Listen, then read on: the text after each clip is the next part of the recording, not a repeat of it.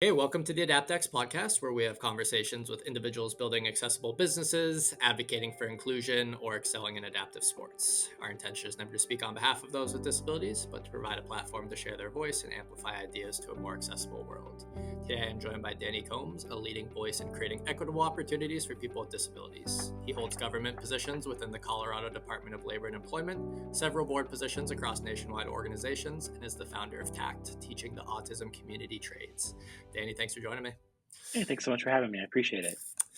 You have a role in so many committees, companies, and initiatives, and your work has spanned from military service to the music industry to now, I guess, what we could label advocacy and education, which are two pillars of our nonprofit. So that's perfectly aligned. But for the sake of the Yeah. show, I guess we can focus predominantly on your work in the latter. But your passion for inclusion must have originated somewhere. Was there an initial thing that inspired or encouraged you to pursue the career that you're now working on? Yeah, that's a great question. So I grew up with an amazing father who is actually a person with a disability. He was actually signed to the 73 St. Louis Cardinals and was in an accident where he dove into a pool showing off for a female companion and compressed C2 and became quadriplegic and ended up regaining quite a bit of mobility for sure, which was pretty amazing. I had my brother and I and went back to school, became a general contractor, an engineer, and a home builder, and taught us everything. And I never saw him as a person with a disability. It was always just my dad. And it wasn't until high school that I actually ended up understanding more. And I would love to say that was the biggest catalyst, but it definitely was not. It was my son, Dylan.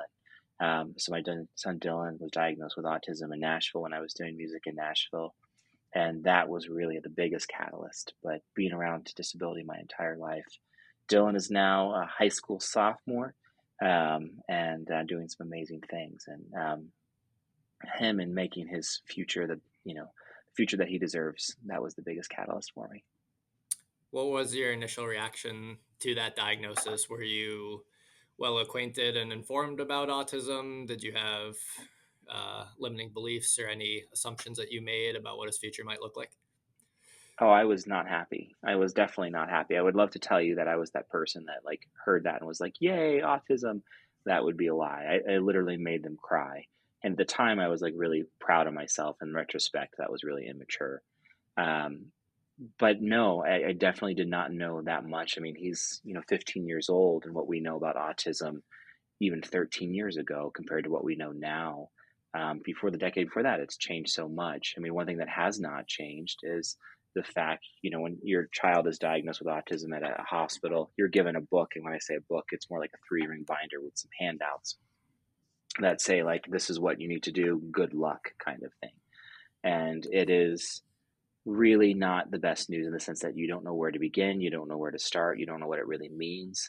Being a spectrum, it can mean a wide variety of different things. It's very anxiety provoking for a lot of parents, myself included. But that's where I think my story changed, where I really started digging in because I started recognizing all the strengths and talents my son had, opposed to the deficit based mindset that a lot of people at the time, and still that I see it happening now, hold and participate in, where I was spending a whole bunch of money for all these different therapy groups. And while going to them, waiting in waiting rooms, never being even allowed to participate in the things that my son was doing, all I was hearing about what he needed to work on. He needed to make eye contact. He needed to, his speech was slower developing. Still to this day, he talks better through text and through online platforms than actually just sitting and having a conversation verbally. And they just was so deficit based. But at the same time, I could see that he could visualize and manifest these amazing ideas into reality based on just his imagination and creativity and work. And I was just blown away that no one focused on that. Like, why is it that no one is recognizing all of these things that can be done? And why is no one tapping into that? And then coming from a family background of the trades, I started using that. Like, is there anything that's out there, that does this, utilizing this holistic approach that, my grandfather and great grandfather and a lot of our grandparents did with, not very high degrees in a lot of cases and were very successful. And I couldn't find anything. And I had a chance to meet Dr. Temple Grandin, and she was the big catalyst to give me that push I needed to get over the ledge, where she was like, put down your guitar, go do this. You're right. And I don't know what it was that point in life. Maybe it was a full moon. Maybe it just was my emotional state. Maybe some combination. But it was the right advice at the right time. And so decided to start a nonprofit doing that. And it grew from the back of a 58 Chevy, I mean, a car person that loves cars, to a 19,000 square foot facility. There's thousands of kids every year, and kids come from all over the country, and has kind of changed, in my opinion, which I hear from folks, which is very flattering, kind of changed or participated in changing the narrative, what's possible for neurodivergent individuals. Yeah, I want to talk about TACT a lot, but that thing you mentioned about the deficit mindset is actually one of the things that deterred me from continuing to pursue special education. Yeah. I was working as an ABA therapist through college with a young boy with Down syndrome and autism, and um, everything was focused on what he couldn't do, and it was like Hmm. trial after trial. It was rote. It didn't seem to consider any of his interests or abilities, just on what someone determined he was supposed to do. And there was, I didn't really envision a path to where he was able to independently do those things in a meaningful way. Yeah.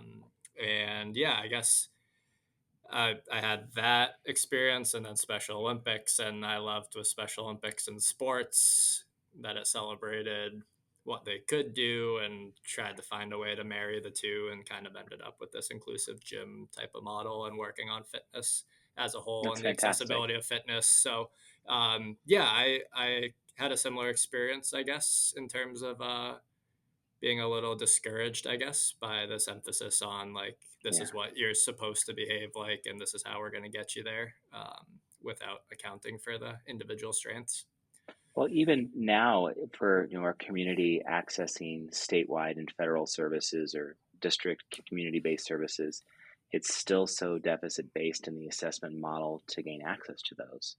Where it's, I don't know if you've ever read a report that somebody's written for your kid, or it sounds like you did when the stuff that you were going down, but it just breaks your heart when you're like, okay, I know for a fact my child is so much more than this. Mm-hmm. Why is this all that's being narrated on paper? Like, even if that's the things that need to be put down on paper to access services, you can, highlight some of the amazing things too. Like, if we just focused on any individual and just pointed out, the quote unquote deficits and didn't recognize any of the value that they brought to the situation, Yeah. what advantage would that serve for anybody? Yeah, absolutely. And I think like when I was in high school, I graduated in 2011. The trades were considered a route for people who didn't do well academically, but now you Hmm. see so much promise and potential in the trades as occupations, and kids Hmm. getting out of high school and directly into full-time jobs, great paying Hmm. jobs, like without the debt and stuff associated with a 4-year collegiate degree. So Uh-huh. beyond just the trades being a fruitful and potential career path, like what makes them an appealing avenue for someone who is neurodivergent? It's so many things, and you're right. I mean, not to back up, but when I was a kid too, the same thing, that the trades were considered lesser than. There still are in a lot of ways. I mean, Micro does a great thing talking about how they've even diluted the name, where generations ago it was called vocational, technical education, then it just became voc tech, and then they just kind of even diminished the name as they were putting it down, as they kind of minimized it. And the amount of debt that people take on for a 4-year degree. I have a 4-year degree and a master's degree, and I'm very proud of those. However, I could have probably made a whole bunch more money if I would have followed my family footsteps and gone in directly into the trades, because there's a lot that can be made in that, and having that skill. And not just even that, if it's just a skill that you've acquired just in life, to have those skills benefits you so much. But I think that the skill trades, they benefit neurodivergent individuals in a variety of ways, because it's problem solving, the way that it's going about. When you think about how to put something together, how to fix something, it's very formulaic. I mean, like, there's a lot of thought that goes into it. It's very linear. It makes a lot of sense, even for abstract thinking. Going about that and having that visual, tangible something that you can actually do with your hands, and in that situation, it makes a lot of sense, and it follows a lot of rules. When you're like working on an engine, there's a whole bunch of rules that are involved to get that to actually function, and our community does very well by looking at it in those regards. And a lot of times, some of the jobs that are promoted in college, they exist in ways that, how do you define what it's like quantifiably to work in an office situation or to be an educator? How do you put that in a day? How do you interact with people? Those are some of the things that neurodivergent individuals stereotypically could be harder for them.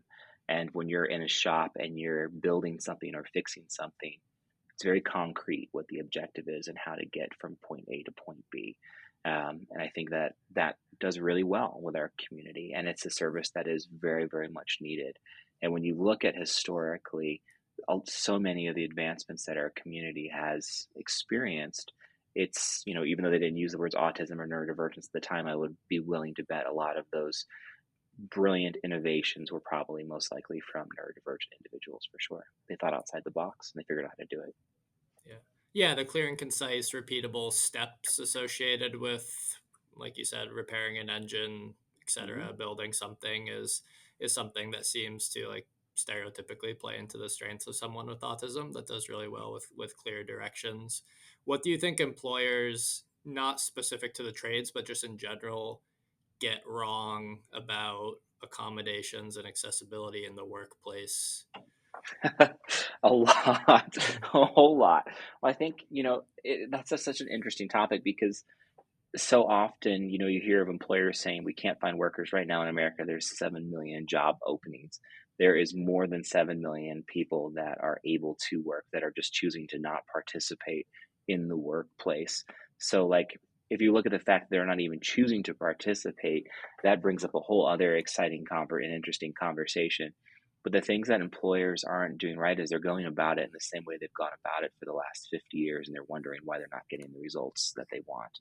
When you think about the fact that the things that are gauged truthfully in interviews are not actually skills and talent, but social skills. How well are they making eye contact? Are they, articulating well what they experienced in their last job and what barriers they overcame, or a variety of things that really don't reflect what they've actually done and what they're actually capable of doing. And when you start looking at it from a skills acquisition point of view of like, okay, what does the value of this individual in the sense that by hiring a neurodivergent individual, for example, when you look at the statistics about retainability, they have over a 90% retainability. They have over a 90% on task and on time ratio. When you start looking about the work that they're completing and how reliable and dependable they are, those things aren't engaged in interviews. You're talking about, how was your drive in, and tell me about your philosophy class and this, and those things are awesome, and I love those experiences, but they're not metrics that really garner the right um, assessment of what skills people are hiring for. And one of the great examples we used to use all the time at TACT, and they still use, is talking about a hire that when he was being interviewed, the recruiter or the HR person or whatnot said, are you proficient in Excel? Well, I have no idea what the heck proficient in Excel is. This individual was honest and said, no, I'm not proficient. And then the HR person goes, well, this isn't the right job for you. Thankfully, we had a employment specialist that's like, that's not the right question. Ask them what their favorite things to do in Microsoft Excel are. So they re-asked the question, and this candidate went and described all of the formulas they can program, all of the graphs they can make, all the incredible spreadsheets. That's what the HR person was really trying to get to, but they didn't know how to ask the right question. That's a subtle, simple, free reframing of trying to garner the information you really want, but they didn't even know how to ask the right question. They would get the right candidates if they knew how to ask the right questions. And some of these kind of blanket, generic, are you a good communicator? I have no idea what that means, truthfully. And a neurotypical will gloss over it and, lie, frankly, and be like, oh, yeah, I'm a great communicator. Are they, though? Really, by whose assessment? What tools are you, measuring that by? But we're asking the wrong questions and wondering why we're not getting the results that we need. And no wonder people are not participating and bailing out and feeling discouraged. I think that, by looking at it and reframing it, the phrase that we all a lot use in this field is universal design. Everybody benefits that and benefits from that. And I think that's a more appropriate approach to start taking. Are there resources for recruiters and employers to ask those right questions and kind of understand how to reframe them in a more appropriate way? 100%. I think that there's tons of organizations and tools out there for people to use those. But they have to first have that self-reflection to be like, okay, I'm asking these questions and I'm not getting the results that I want. Is there something I need to change to get the results that we need? Yeah. I mean, if in that case, so the proficient in Excel one, that recruiter never would have known that they asked the wrong question unless there was someone to intervene on that candidate's behalf. So, Correct. Or you yeah. get somebody that just lies and be like, oh yeah, I'm proficient in Excel. Okay, Right. great. Check the box and move Yeah. on, And then move on. Yeah. Yeah, yeah. What has been the evolution of TACT? I mean, you said now it exists in a nearly 20,000 square foot facility, but I can't imagine Yeah. that's where it started. So, can you take me maybe back to the start and kind of how it grew over the years and maybe some of the challenges that you faced? We are grateful for the support of our first show sponsor. Resolution Fitness offers leading brand health club equipment and accessories for residential and commercial use.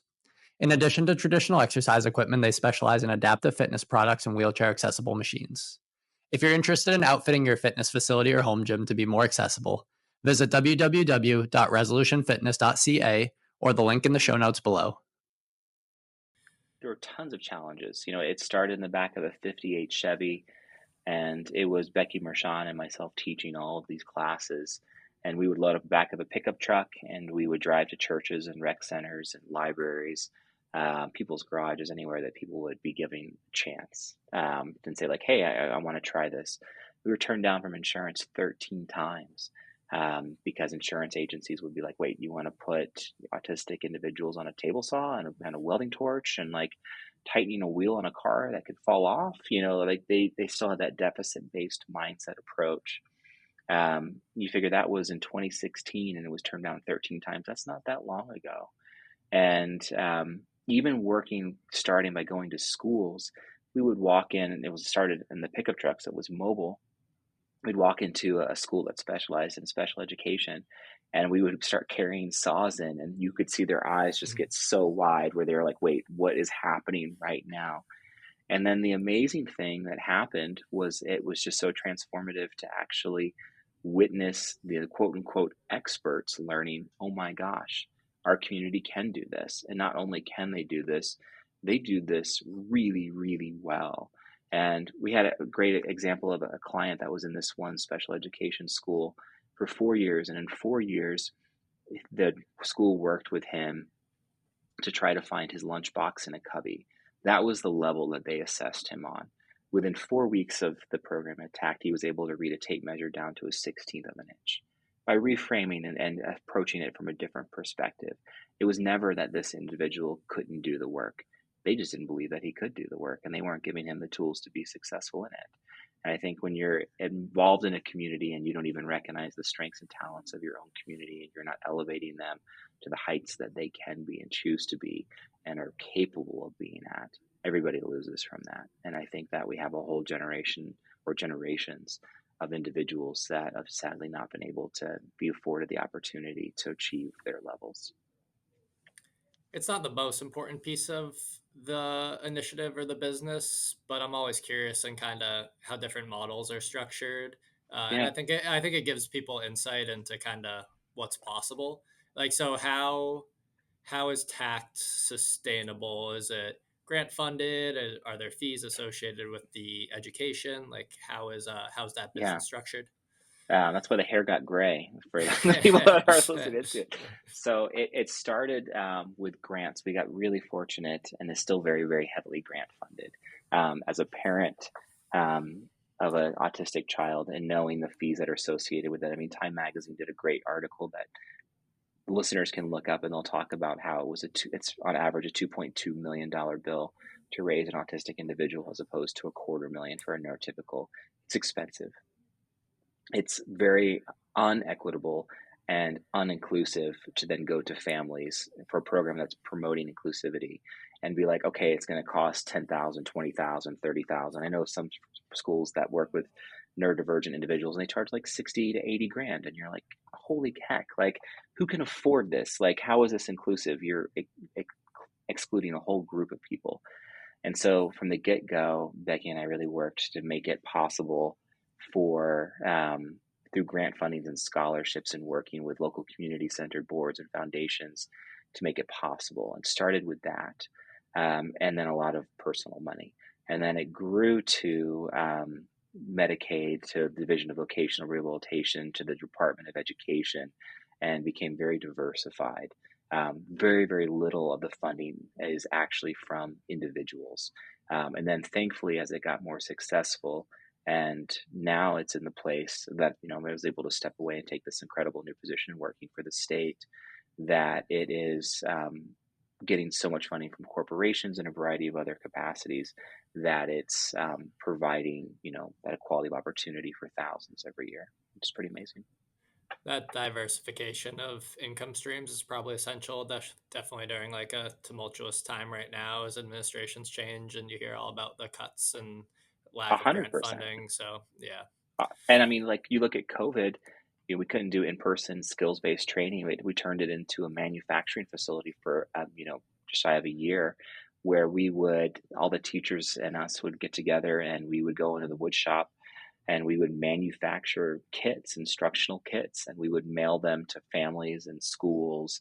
And then we would put online videos together and instructions and try to find ways for people to still have something tactile and kinesthetic to do as they were learning. Because yes, you can use VR, and we've used VR, and it's fantastic. You can use online technologies to a degree, but there is nothing quite like holding a piece of wood in your hand, or motor oil, or metal and welding. Like, there's just something different about that. That structure during COVID, did that ever spark an interest in maybe seeing if you could offer some degree of like a remote program where you worked with people beyond just your immediate area? Oh, absolutely. It was one of those programs that it was very evident that it would definitely work. We needed the staff to sustain it. So, as a Yeah. lot of nonprofits, as you're talking about, sometimes you chase the funding that's available to you. So you get a grant for something and you run after that, and then another grant and you run after that. And so I think it's a real issue that a lot of nonprofits and service providers face, is just the unsustainable and reliable buckets of funds. You mentioned in that last comment about now transitioning into kind of a role for the state. So you're the inaugural director of the Colorado Disability Opportunity Office. How Yeah. did that position come to be? Who created it, and how did they find you? Yeah, that's a great question. So, really, it goes back about 15 years, where a group of individuals in the community, a group of advocates, were trying to fight for that equality of opportunity and getting sustainable funding for the services that they needed. And so the Colorado Disability Funding Committee was created, and it was funded through expired vanity plates, where if somebody had a vanity plate here in Colorado and then chose not to renew it, or they moved away, it would kind of go into this black hole of vanity plates that people couldn't choose from anymore, because it's been chosen once, but it was still kind of registered. So the state realized, okay, let's move those, and then the funding from reselling those vanity plates, if somebody chose that again, would go towards disability funding. That did not add up, as you could probably imagine, to that big of a bucket of funds. However, very, very brilliant idea.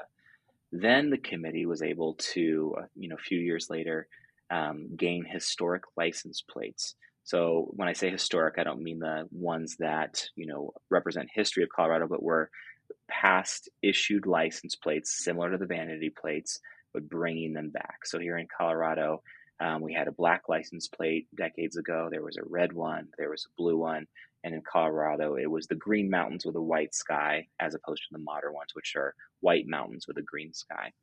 By getting those to the committee, at least a piece of the puzzle, and the funding from it, in that collaboration with the DMV, that has added up to a significant amount of money, because they're so popular. And any car person across states, everybody loves like the black license plates, especially like if you're in California, if you're a vintage car person, the black and yellow California license plates are popular. The black and white ones are popular here in Colorado. So all of a sudden it opened up a substantial bucket of funding that could support the community. And the current administration and a group have been doing amazing equity involvement and elevation of disability services here in Colorado. And they wanted to sustain that. And so they passed a piece of legislation that created the Colorado Disability Opportunity Office with just that, elevating the strategy and policy lead for people with disabilities here throughout Colorado, of any disability, from mental health to physical disability to neurodivergence to you name it, deaf and hard of hearing, etc. And by having those cash funds from that, it excludes it from some of the ebb and flow that exists with normal government and kind of general fund buckets that a lot of state agencies go through. And so they put out a search looking for a nationwide search for somebody to take this on. And I threw my name into the hat, and yeah, here we go. So then I got offered the opportunity by Governor Polis and Joe Barella, that runs the Department of Labor and Employment. And now we're building a team and building a whole new state office. So coming from that startup background of TACT, and we didn't talk about it, but I also co-founded the Colorado Neurodiversity Chamber of Commerce with Dr. Amanda Kelly and Tiffany Feingold, which it started in 2022 and was the first chamber. It is the first chamber for neurodivergent individuals across the country. We've still now helped other states, and it's wild to think that it took until 2022 for a marginalized group to get their own chamber of commerce, when you look at the fact that the Black Chamber of Commerce or Women's Chamber of Commerce or LGBTQ plus Chamber of Commerce has existed a far longer period of time. And 20 to 25% of the community is neurodivergent. So this represents like this massive elephant in the room of people that have not been getting that kind of recognition and support that they've needed for a long time. You mentioned that one of your goals is to make Colorado the best state in the country for people with disabilities to live in. What initiatives or efforts does Colorado take on that's unique to the rest of the country? A ton. And it's one of those things you don't realize it until you leave Colorado and you go to a different state. It's hard because Colorado is a very geographically large state. And so the majority of the population exists along the Front Range corridor. But having, everything from accessible outdoor experiences is something that Colorado's done. But that's not just that. It's everything from embracing universal design, so that if any individual goes into a restaurant or bar or a gym or a school or a library, they have the same access to resources that any individual would be. When it comes to housing, looking at what that looks like. And especially one of the bigger things as of late has been the digital accessibility movement that Colorado's really invested in. And there's been a great group of leaders that invest in digital ADA compliance and equity. And I think it's interesting that a lot of people miss that, the ADA rule does also apply to digital accessibility. And especially in a world where we utilize technology so much and so often, that's really overlooked as people are designing websites, flyers, their LinkedIn posts, and Facebook stuff, or their X stuff that they're doing. Are they double checking to make sure that everybody can be included in those resources? And there's a long way to go. I think just the recognition of it and investment in an office like this that Colorado's doing showcases the need. There's only one other state that has an office like this, and it's New York.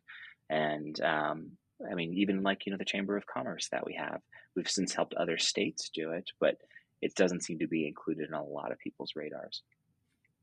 My brother-in-law just moved out to Colorado a little over a year ago as his girlfriend's Nice. commissioned into the Space Force. So fantastic. Followed her out there. So we'll make our way out to Colorado sometime in the next year or two. I've got a 1 and a 2-year-old, so flying is a bit of a scary undertaking. But I hope I actually, I do space stuff for the Air Force.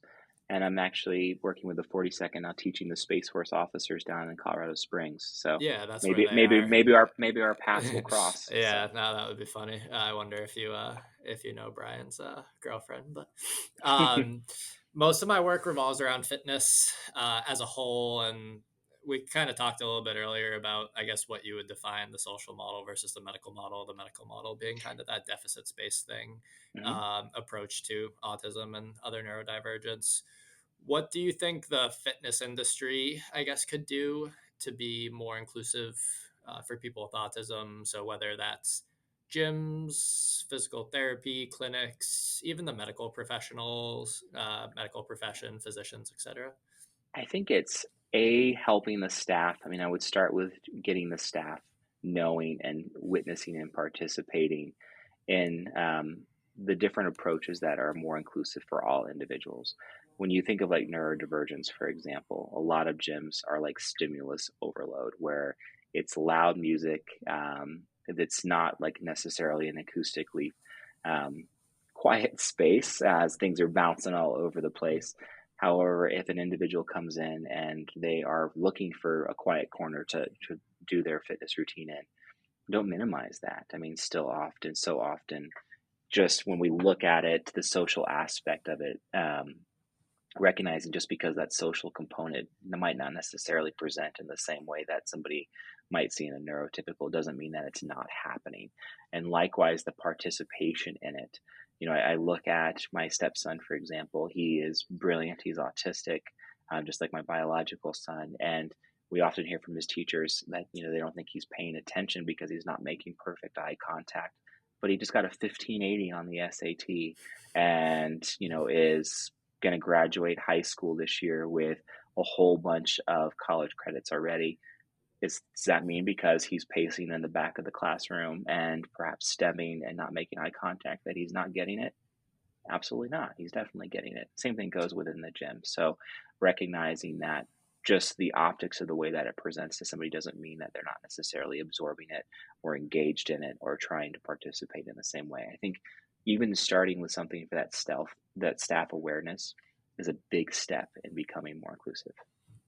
Yeah, education is one of the big pieces of our nonprofit, and we're in the process of revising our educational materials to make like the e-learning experience more engaging.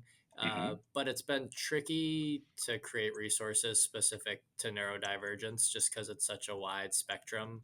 I was looking into your book this morning before we talked, and Oh, I thought there would be good applicability across that to kind of how we apply it into gyms. And I just wonder if it's possible to make blanket statements about how to support neurodivergence because that spectrum is so broad.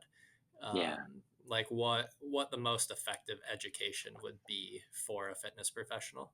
Well, I think that's where the notion of universal design comes in. You know, there's a lot of things. And what I mean by that is there's so much that can be done for everybody to be involved. Like when you go into a building, does it need stairs or can it just have a ramp?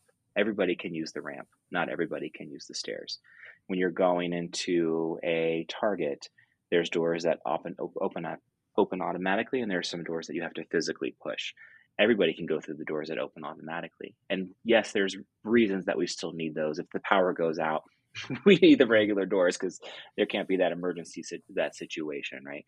But starting to look at some of these, you know, things that exist in nature, everybody benefits from those.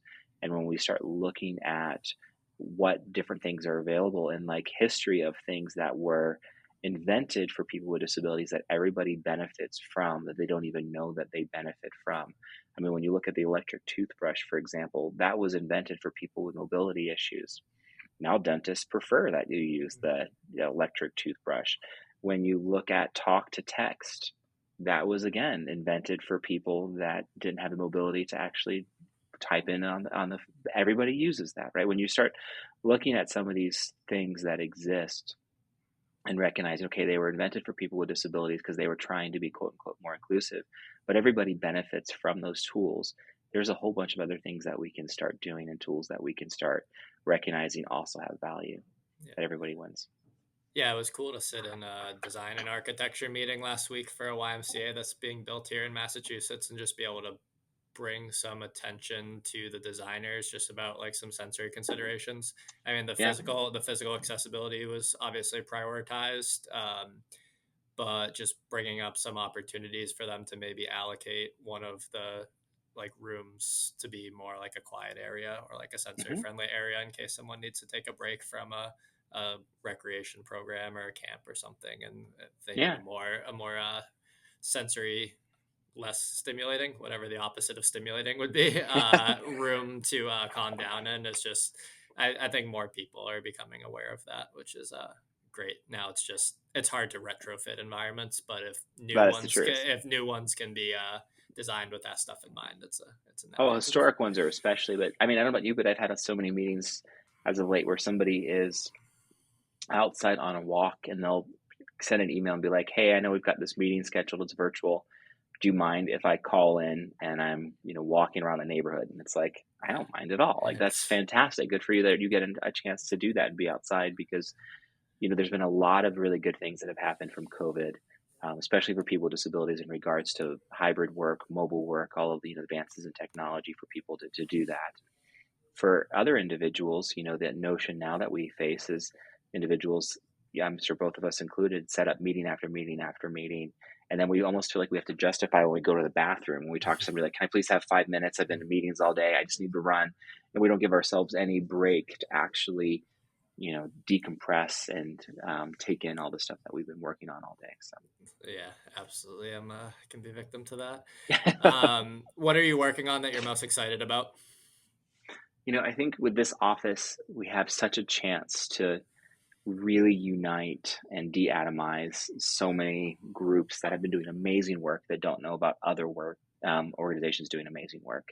There very much exists a culture in disability space and nonprofit space where everybody's fighting over the same bucket of funds, and so they don't necessarily collaborate. If we can get everybody starting to talk to each other, work together, and not feel like they're having to compete with each other for funding, but start working together to lift our community up, that's what I'm excited about. And I think that this office really has an authentic chance to actually pull that off. And I think it's exciting that our state's invested in it, and we're putting together a team that does that. And when I talk to the leads at all these different state agencies and nonprofits and municipalities, they all agree. I think everybody wants that, right? I think deep down, we all really want to work together, but sometimes when you're running a business, you have to do what you have to do to take care of that business. And sometimes that looks not in the way that we necessarily want it to look.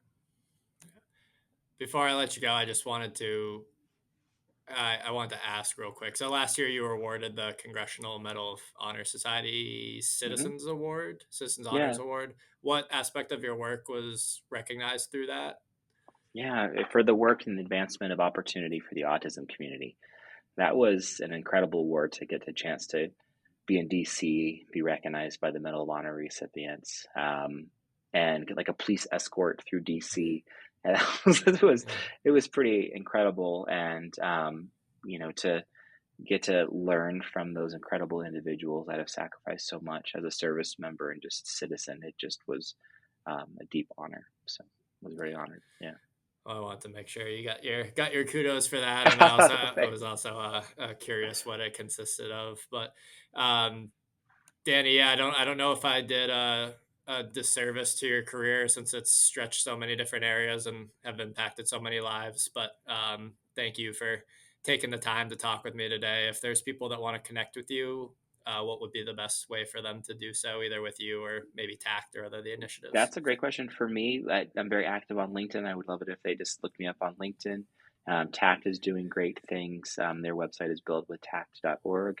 The Colorado Disability Opportunity Office, the work that we're doing here, they can Google CDO and come up and find us doing that. And I would have them look up the Neurodiversity Chamber, a variety of different things like that. But I would love for them to see that a strengths-based approach that recognizes the assets of individuals can work. Absolutely. Yeah, we can include all those links in the show notes so people can more easily find them. But Danny, thanks again. Thank you. I appreciate it. Thank you for listening to the AdaptX Podcast. Our effort to amplify the ideas of our guests and create more inclusive and accessible industries is futile unless these episodes reach a larger audience. If you enjoyed our discussion today, please leave us a rating or a review on whichever platform you use. And if you would like to learn more about AdaptX, the course that we teach to health and fitness professionals and the projects that our organization is working on, you can subscribe to our newsletter through our website, www.adaptx.org. Until next Monday.